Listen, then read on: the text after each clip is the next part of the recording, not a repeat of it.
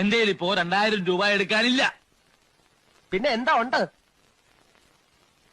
നുള്ളിപ്പെറുക്കി അവർ 500 രൂപ കാണും. എന്റെ പട്ടിക്ക് വേണം. മര്യാദക്ക് 2000 രൂപ എന്റെ കയ്യിൽ എണ്ണി തന്നില്ലെങ്കിൽ അതിന്റെ പ്രത്യാഘാതകം. പ്രത്യാഘാതം മേഘം എന്നുള്ളതിന്റെ ഇയാളെന്നെ പഠിപ്പിക്കൊന്നും വേണ്ട. പ്രത്യാഘാതം അത് ഭയങ്കരമായിരിക്കും.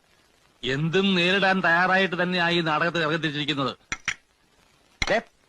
ഒരുമാതിരി പല തന്തയ്ക്ക് പറഞ്ഞ പരിപാടി എന്റെ അടുത്ത് കാണിക്കരുത്. തൽക്കാലം പല തന്തയുണ്ടെന്ന് വിചാരിച്ചേക്കാം. ഞാൻ പോവാന്ന്. അതെ, കുറച്ച് പതുക്കെ പറഞ്ഞാലും കേൾക്കാം. പിന്നെന്താ ഞെട്ടാത്തത്? സാധാരണ ഇത്ര നിസ്സാര കാര്യങ്ങൾക്ക് ഞാൻ ഞെട്ടാറില്ല.